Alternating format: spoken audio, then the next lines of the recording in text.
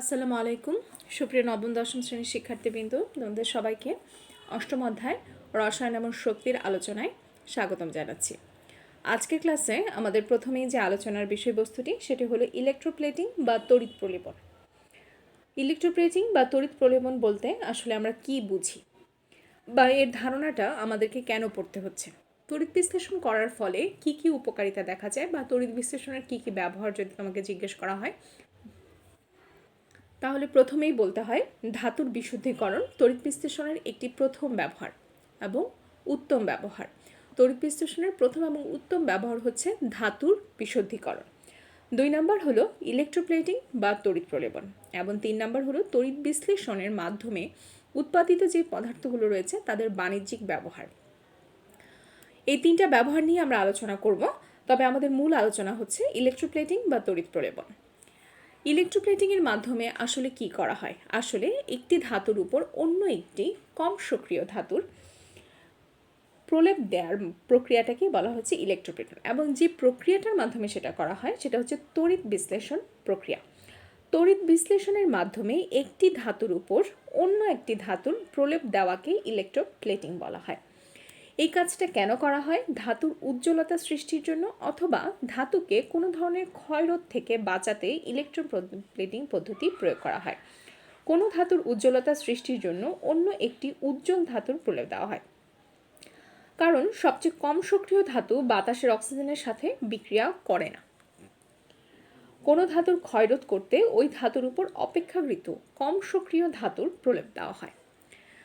তাহলে আমরা বুঝতে পারলাম কোনো একটা ধাতুকে যদি আমি ক্ষয়রোধ থেকে বাঁচাতে চাই অথবা সেই ধাতুর উজ্জ্বলতা বৃদ্ধি করতে চাই, তার স্থায়িত্ব বৃদ্ধি করতে চাই, তাহলে তার উপর অন্য একটি ধাতুর প্রলেপ দিব।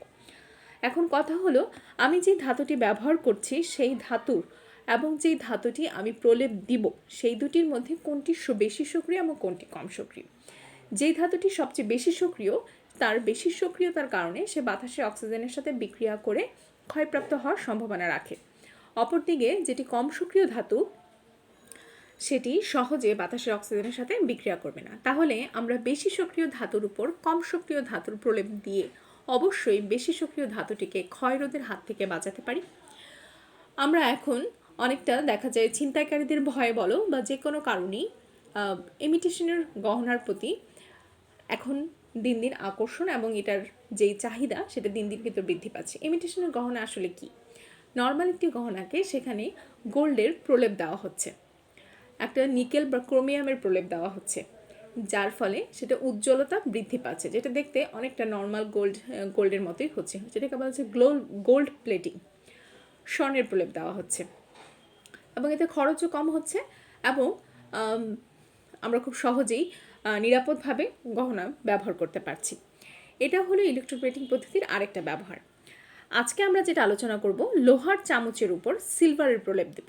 আমরা জানি লোহার যে চামচগুলো থাকে, সাধারণত লোহা বাতাসের অক্সিজেনের সংস্পর্শে এসে লোহার চামচের উপর মরিচার সৃষ্টি হয়। এর ফলে দেখা যায় লোহার চামচগুলো অনেকটা সময় ধরে ব্যবহারের উপযোগী থাকে না। কিন্তু সেই লোহার চামচের উপর আয়রনের থেকে অনেক কম সক্রিয় ধাতু সিলভারের যদি প্রলেপ দেওয়া যায়, অর্থাৎ সিলভারের চামচ যেটা আমরা বাসাবাড়িতে ব্যবহার করি, সেটা যদি বা করা যায়, সেক্ষেত্রে কিন্তু চামচের উজ্জ্বলতাও বৃদ্ধি পাচ্ছে এবং লোহার চামচের স্থায়িত্বও বৃদ্ধি পাচ্ছে এবং সেটা ক্ষয় হচ্ছে না। এর জন্য আসলে কি করতে হবে? যেই কম সক্রিয় ধাতুর প্রলেপটি আমি দিব, সেই কম সক্রিয় ধাতুর একটি দ্রবণ আমাকে নিতে হবে। অর্থাৎ আমি লোহার চামচ অর্থাৎ আয়রনের চামচের উপর সিলভারের প্রলেপ দিব, তাহলে সিলভারের একটি দ্রবণ আমাকে নিতে হবে এবং এখানে আমি দ্রবণ নিয়েছি সিলভার নাইট্রেট। এই পাত্রে সিলভার নাইট্রেটের একটি দ্রবণ নেওয়া হলো। ব্যাটারির সাহায্যে অবশ্যই একে সংযুক্ত করতে হবে এবং ব্যাটারি ধনাত্মক প্রান্তের সাথে যুক্ত থাকবে অ্যানোড, এবং ব্যাটারির ধনাত্মক প্রান্তের সাথে আমরা যুক্ত করেছি সিলভারের একটি পাতকে, এবং ব্যাটারির ঋণাত্মক প্রান্ত অর্থাৎ ক্যাথোডে আমরা সেই লোহার চামচটি রেখেছি। তাহলে আমরা অ্যানোড এবং ক্যাথোড হিসেবে এখানে কি ব্যবহার করলাম এবং আমাদের তড়িৎ বিশ্লেষ্য হিসেবে কি ব্যবহার করলাম, আমরা একটু আবার বলি। তড়িৎ বিশ্লেষ্য হিসেবে আমি সেই পদার্থকে ব্যবহার করব যে পদার্থের প্রলেপ আমি দিব, অর্থাৎ কম সক্রিয় যেই ধাতুটি ব্যবহার করছি, কম সক্রিয় যে ধাতুর প্রলেপটা বেশি সক্রিয় ধাতুর উপর দেওয়া হচ্ছে, তার একটি দ্রবণ নিতে হবে। আমরা এখানে লোহার চামচের উপর সিলভারের প্রলেপ দিব, এই কারণে সিলভার নাইট্রেট একটি দ্রবণ নিয়েছি এবং এখানে যেই সিলভারের দ্রবণ দেওয়া হচ্ছে সেই সিলভারের পাতকে অ্যানোড হিসেবে ব্যবহার করা হবে। এবং এখানে যদি আমরা ক্রোমিয়ামের প্রলেপ দিতাম বা নিকেলের প্রলেপ দিতাম তাহলে আমরা নিকেল নাইট্রেট বা নিকেল সালফেটের একটা দ্রবণ নিতাম এবং পাত হিসেবে আমরা নিকেল অথবা ক্রোমিয়ামকে ব্যবহার করতাম, যেটা অ্যানোড হিসেবে কাজ করত। আর ক্যাথোড হিসেবে অবশ্যই সেই দামি ঘড়ি হতে পারে, গহনা হতে পারে, সেই জিনিসটাকে ব্যবহার করতাম যার উপর আসলে আমি প্রলেপটা দিব। তাহলে এখন লোহার চামচ হচ্ছে ক্যাথোড এবং সিলভারের যে পাত সেটা হচ্ছে অ্যানোড হিসেবে ব্যবহার করা হচ্ছে। এই হলো আমাদের ইলেকট্রোপ্লেটিংয়ের জন্য কোষের যে গঠনটা সেই গঠন। এবার আসলে বিক্রিয়াতে কি হচ্ছে, দ্রবণে সিলভার নাইট্রেটের বিয়োজনটা স্বাভাবিকভাবে কি হবে, সিলভার নাইট্রেট বিয়োজিত হয়ে সিলভার প্লাস এবং নাইট্রেট মাইনাস আয়ন তৈরি করবে। তাহলে ক্যাটায়ন হচ্ছে সিলভার প্লাস এবং অ্যানায়ন হচ্ছে নাইট্রেট। স্বাভাবিকভাবে অ্যানোডের দিকে অর্থাৎ সিলভারের পাতের দিকে যেহেতু অ্যানোড ধনাত্মক প্রান্ত বিশিষ্ট, এখানে অ্যানোডে জারণ বিক্রিয়া সম্পন্ন হচ্ছে এবং ক্যাথোডে বিজারণ বিক্রিয়া সম্পন্ন হচ্ছে। আমরা দেখলাম দ্রবণে আমাদের কি কি ক্যাটায়ন এবং অ্যানায়ন রয়েছে। যেহেতু ইলেকট্রোপ্লেটিংয়ের কাজ হচ্ছে, এখন তড়িৎ বিশ্লেষণের মূল তথ্য আমরা ব্যবহার করব, কিন্তু কিছুটা অন্য উপায়। দেখো, আমরা সিলভারের পাত ব্যবহার করেছিলাম। সিলভারের পাতে অর্থাৎ সিলভার ধাতু অর্থাৎ অ্যানোড হিসেবে আমাকে যে সিলভার পাতটি ব্যবহার করা হচ্ছে সেখানে কিন্তু সিলভার ধাতু অথবা ধাতব সিলভার রয়েছে। ধাতব সিলভার অ্যানোডে তার সর্বোপস্থিত স্তরের একটি ইলেকট্রন ত্যাগ করে সিলভার প্লাস আয়ন হিসেবে দ্রবণে চলে যাবে। আমাদের দ্রবণে সিলভার নাইট্রেট বিয়োজিত হয়ে আগে থেকেই সিলভার প্লাস হিসেবে আছে এবং নাইট্রেট মাইনাস হিসেবে আছে। সিলভার আমাদের আগে থেকেই দ্রবণে ছিল সিলভার প্লাস হিসেবে। অপরদিকে অ্যানোড হিসেবে যে আমরা যে সিলভারের পাতটি ব্যবহার করছি সেখান থেকে ধাতব সিলভার তার সর্বোপস্থিত স্তরে ইলেকট্রন ত্যাগ করে সিলভার প্লাস আয়নে পরিণত হয়ে সে দ্রবণে চলে যাচ্ছে। আমরা যদি আবার একটু দেখি, এই যে সিলভারের পাতটি আছে এটা হচ্ছে সম্পূর্ণ ধাতব সিলভার। এই ধাতব সিলভার আমাদের ইলেকট্রন প্রবাহের ফলে এখান থেকে ধাতব সিলভার একটি ইলেকট্রন ত্যাগ করে দিচ্ছে, ইলেকট্রনটা সেই ত্যাগকৃত ইলেকট্রন দ্রবণে চলে যাচ্ছে এবং সে সিলভার প্লাস আয়ন হিসেবে দ্রবণে চলে আসতেছে। অর্থাৎ দ্রবণে আগে থেকে সিলভার প্লাস আয়ন ছিল এবং সিলভারের পাত থেকে আরও কিছু সিলভার আয়ন দ্রবণে চলে আসছে।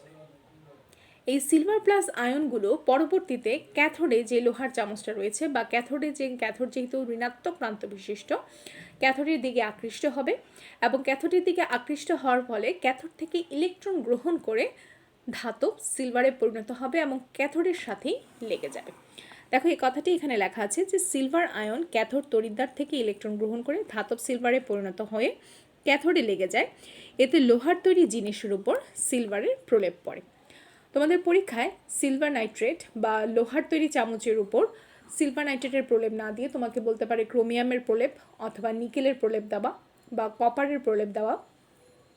যেভাবেই করা হবে সবসময় মনে রাখবে যেই ধাতুর প্রলেপটা আমরা দিচ্ছি সেই ধাতুকে অবশ্যই তড়িৎ বিশ্লেষ্য পদার্থ হিসেবে ব্যবহার করা হবে। অর্থাৎ আমাকে যদি নিকেলের প্রলেপ দিতে বলে তাহলে নিকেল সালফেটের কোনো দ্রবণ বা নিকেল নাইট্রেটের কোনো দ্রবণ আমাকে নিতে হবে এবং অ্যানোড হিসেবে আমাকে নিকেলের পাত ব্যবহার করতে হবে এবং ক্যাথোড হিসেবে থাকবে যেই ধাতু বা যে জিনিসটির উপর আমাকে প্রলেপ দিতে বলা হয়েছে সেই জিনিসটিকে ব্যবহার করতে হবে।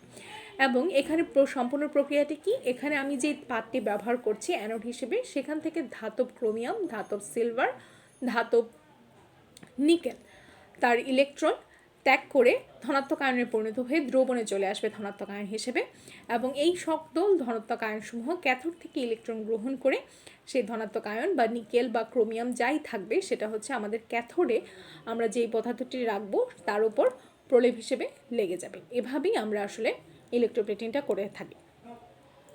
ইলেকট্রোপ্লেটিংয়ের মাধ্যমে যে পদার্থগুলো উৎপন্ন হচ্ছে অর্থাৎ তড়িৎ বিশ্লেষণের মাধ্যমে যে পদার্থগুলো উৎপন্ন হচ্ছে সেখান থেকে কিন্তু আমরা ধাতুর বিশুদ্ধকরণও করতে পারি, বিশুদ্ধ ধাতু পাই এবং সেই সাথে আমরা বিভিন্ন ধরনের যেমন লোহার চামচের উপর যখন সিলভারের প্রলেপ দেওয়া হচ্ছে তখন সেই চামচের স্থায়িত্ব এবং গুণগত মান কিন্তু বৃদ্ধি পাচ্ছে, গয়নার ক্ষেত্রেও বৃদ্ধি পাচ্ছে।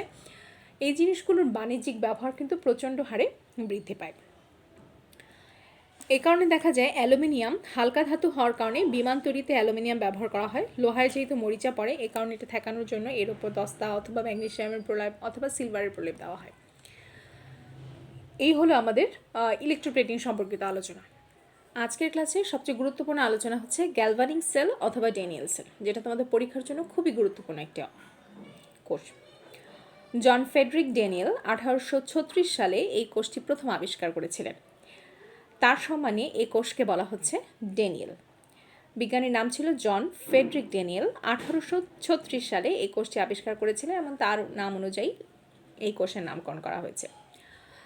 স্বাভাবিক তড়িৎ বিশ্লেষণের কোষগুলোতে আমরা সাধারণত একটি তড়িৎ বিশ্লেষ্য পাত্র দেখতে পাই, কিন্তু গ্যালভানিক সেলে আমরা মাত্রই দেখতে পাচ্ছি এখানে দুইটি তড়িৎ বিশ্লেষ্য পাত্র রয়েছে।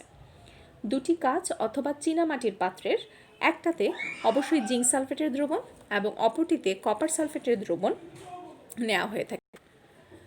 গ্যালভানিক সেল অথবা ড্যানিয়েল সেলের গঠনে আমরা দেখতে পাচ্ছি দুটি চীনামাটির পাত্র ব্যবহার করতে হবে এবং একটি চীনামাটির পাত্রে জিঙ্ক পাত ব্যবহৃত হবে এবং আরেকটিতে ব্যবহৃত হবে কপার পাত। জিঙ্কের পাতটি ব্যবহৃত হবে অ্যানোড হিসেবে এবং কপারের পাতটি ব্যবহৃত হবে ক্যাথোড হিসেবে। পাত্র দুটিতে জিঙ্কের পাত যেখানে প্রবেশ করানো হচ্ছে সেই পাত্রে অবশ্যই জিঙ্কের একটি দ্রবণ থাকবে, জিঙ্ক সালফেট, এবং যে পাত্রে কপারের পাত ব্যবহার করা হচ্ছে ক্যাথোড হিসেবে সেখানে আমাদেরকে অবশ্যই কপারের একটি দ্রবণ দিতে হবে। অর্থাৎ দুটি পাত্রের একটি পাত্রে থাকছে জিঙ্ক সালফেটের দ্রবণ, জিঙ্ক সালফেটের দ্রবণে জিঙ্ক পাত অ্যানোড হিসেবে ব্যবহৃত হচ্ছে, আর কপার সালফেটের দ্রবণ যে পাত্রে ব্যবহার করা হচ্ছে সেখানে কপারের পাতটা ক্যাথোড হিসেবে ব্যবহৃত হচ্ছে। এই দুটি পাত্রকে এখন আমি কিভাবে সংযোগ করব এবং এই সংযোগ করার ফলে আসলে কি হতে যাচ্ছে। দুইটি পাত্রকে সংযোগ করার জন্য একটি সেতু ব্যবহার করা হচ্ছে। এই সেতুটির নাম হচ্ছে লবণ সেতু। একটি ইউ আকৃতির বাঁকানো কাঁচনল, দেখো একটি উল্টা ইউ আকৃতির বাঁকানো কাঁচনল এবং এর দুটি মুখই খোলা থাকবে এবং এই ইউ আকৃতির কাঁচনলের ভেতরে একটা তড়িৎ বিশ্লেষ্য পদার্থ দেওয়া থাকবে এবং এই তড়িৎ বিশ্লেষ্য পদার্থ এবং এখানে থাকা ইলেকট্রন, এই লবণ সেতু ব্যবহার করার উদ্দেশ্য হচ্ছে একটা ধাতব তার দিয়ে যখন এই তড়িৎ দ্বার অর্থাৎ অ্যানোড এবং ক্যাথোড, এদেরকে আমরা সাধারণত তড়িৎ দ্বার বলি, এবং যে পাত্রে তড়িৎ বিশ্লেষণ করা হয় সেকে তড়িৎ বিশ্লেষ্য পাত্র বলা হয় এবং যার তড়িৎ বিশ্লেষণ করা হচ্ছে তাকে বলা হচ্ছে তড়িৎ বিশ্লেষ্য পদার্থ। এই বেসিক আলোচনাগুলো কিন্তু আমরা চ্যাপ্টারের শুরুতে করেছিলাম। তারপর এখন পরবর্তীতে যখন তড়িৎদ্বার দুটিকে সংযোগ ঘটানো হয় তখন তারের মধ্য দিয়ে বিদ্যুৎ প্রবাহিত হওয়ার কারণে এই তারগুলোর মাঝখানে একটা বাল্ব বসানো থাকে। প্রথমে যখন বিক্রিয়াটি শুরু হয় তখন এই বাল্বটি নেভানো থাকে, অর্থাৎ হচ্ছে বাল্বটি জ্বলে না, কিন্তু যখন কিছুক্ষণ চলে যাওয়ার পরে বিক্রিয়ার বিভিন্ন কারণ, বিক্রিয়া তৈরি হওয়ার বিক্রিয়ার কারণে এবং ইলেকট্রনের প্রবাহের কারণে এই বাল্বটি জ্বলে ওঠে। এই বাল্বটি জ্বলে ওঠা বা নিরবিচ্ছিন্ন এই বাল্বটি থেকে আলো পাওয়ার জন্য আমাদেরকে এই লবণ সেতুটি ব্যবহার করতে হচ্ছে। অর্থাৎ লবণ সেতুর কাজ হলো যদি এই পাত্রে কোনো আয়নের ঘাটতি ঘটে, সেটা ধনাত্মক অথবা ঋণাত্মক হোক, যেই আয়নেরই ঘাটতি ঘটবে এখানে লবণ সেতুর মাঝখানে এমন কোনো পদার্থ দেয়া থাকবে যা এখানের ঘাটতি অনুযায়ী আয়ন সাপ্লাই দিতে পারবে। যদি এখানে ধনাত্মক আয়নের ঘাটতি হয় তাহলে এখানে ধনাত্মক আয়নের সাপ্লাই দিবে, যদি ঋণাত্মক আয়নের ঘাটতি হয় তাহলে ঋণাত্মক আয়নের সাপ্লাই দিবে। কিন্তু তারপরও উদ্দেশ্য থাকবে এই বাল্বটা যাতে নিভে না যায় এবং এ থেকে যাতে আমি সম্পূর্ণভাবে আমার সম্পূর্ণ কাজটা শেষ হয় বা এটা থেকে যাতে আমি সর্বোচ্চ ফলাফলটি পাই।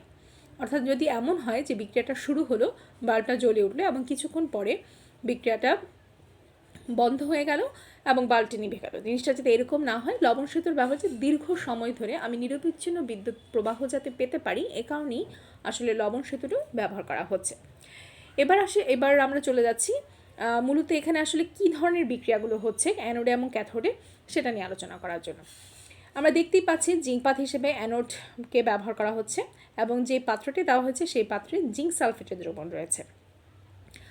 যেহেতু অ্যানোড, তাহলে আমি তোমাদেরকে যদি জিজ্ঞেস করি অ্যানোডে কি হয়, অ্যানোডে আসলে ইলেকট্রনের ছাড়ন হয় বা ইলেকট্রনের জারণ প্রক্রিয়া হয়, অর্থাৎ ইলেকট্রন এখানে ছেড়ে দেওয়া হয়।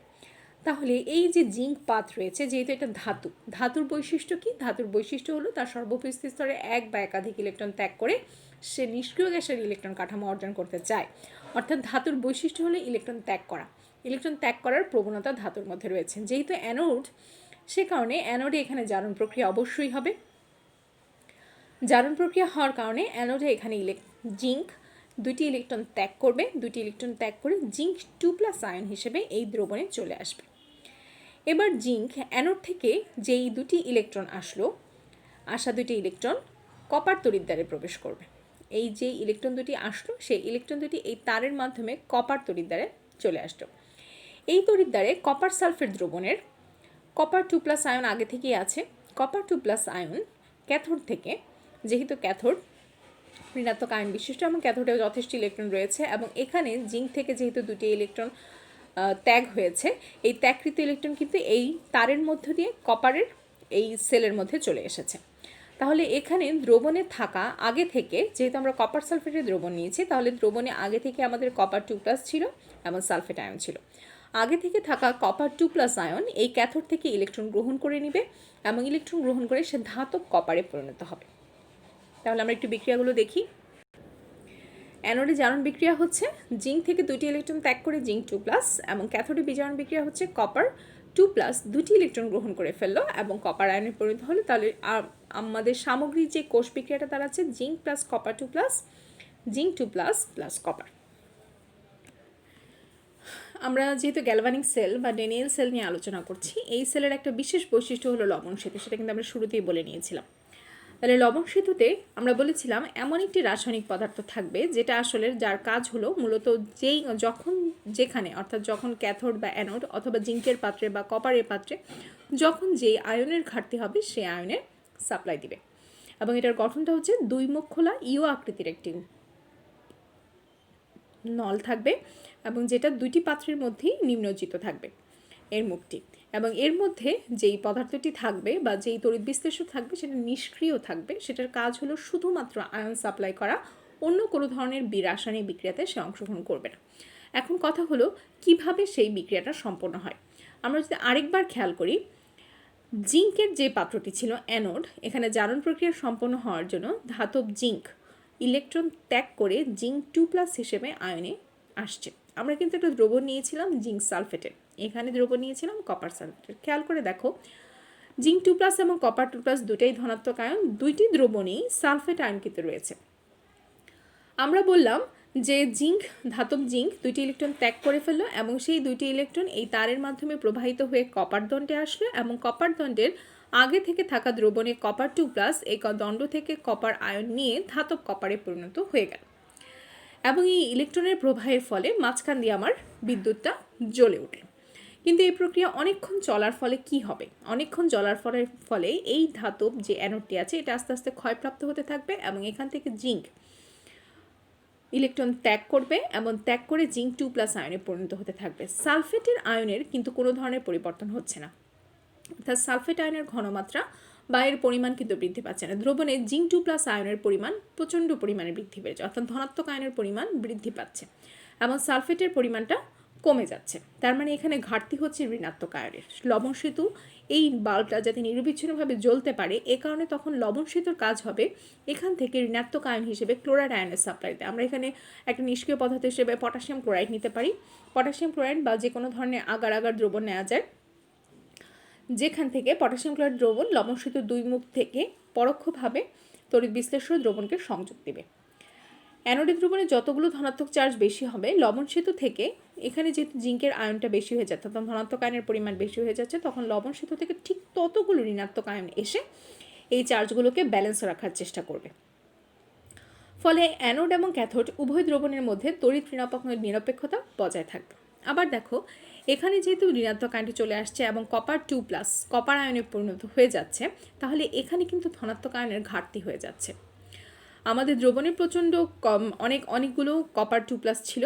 কপার 2+গুলো এই দ্রবণে আসা ইলেকট্রন ক্যাথোড থেকে ইলেকট্রন গ্রহণ করে কপার 2+ ধাতব কপারে পরিণত হয়ে যাচ্ছে। তার মানে ধনাত্মক আয়নটি আস্তে আস্তে নাই হয়ে যাচ্ছে আর এখানে ধনাত্মক আয়ন বৃদ্ধি পাচ্ছে। ধনাত্মক আয়ন বৃদ্ধি পাচ্ছে মানে হচ্ছে এখানে ঋণাত্মক আয়নের ঘাটতি হচ্ছে। আর এখানে যেহেতু ধনাত্মক আয়নের পরিমাণটা কমে যাচ্ছে, ধনাত্মক আয়ন থেকে ধাতব কপারে পরিণত হয়ে যাচ্ছে, তাহলে ধনাত্মক আয়নের পরিমাণ বেড়ে যাচ্ছে, কমে যাচ্ছে এবং সেই সাথে সালফেটের পরিমাণ অর্থাৎ ঋণাত্মক আয়নের পরিমাণ বৃদ্ধি যাচ্ছে। অর্থাৎ আমাদের কপারের এখানে ধনাত্মক আয়নের ঘাটতি হচ্ছে এবং জিঙ্কের পাতের এখানে আমাদের ঋণাত্মক আয়নের ঘাটতি হচ্ছে। তাহলে এখন লবণ সেতুটাকে আমার যে উদ্দেশ্যে এখানে নিয়ে দেওয়া হয়েছিল সেই উদ্দেশ্যটা এখন কাজ করবে এবং এই অবস্থাটা যখন পৌঁছাবে বিক্রিয়ার এক পর্যায়ে, তখন লবণ সেতু এখানে আমাদের ঋণাত্মক আয়ন সাপ্লাই করবে এবং এই কপারের অংশে ধনাত্মক আয়ন সাপ্লাই করবে। এর ফলে দেখা যাবে এই যে বাল্বটি রয়েছে সেই বাল্বটি আমি অনেকক্ষণ পর্যন্ত জ্বলন্ত অবস্থায় থাকবে এবং কোষের তড়িৎ প্রবাহ নির্বিঘ্নে চলতে থাকবে। তাহলে আজকের আলোচনা এখানেই শেষ করছি। আমাদের পরবর্তী যে ক্লাসটি থাকছে সেটা আমাদের ড্রাই সেল নিয়ে আলোচনা করব এবং ড্রাই সেল এবং সেই সাথে নিউক্লিয়ার ফিউশন এবং ফিউশন বিক্রিয়া নিয়ে আলোচনা করব। ধন্যবাদ সবাইকে। আসসালামু আলাইকুম।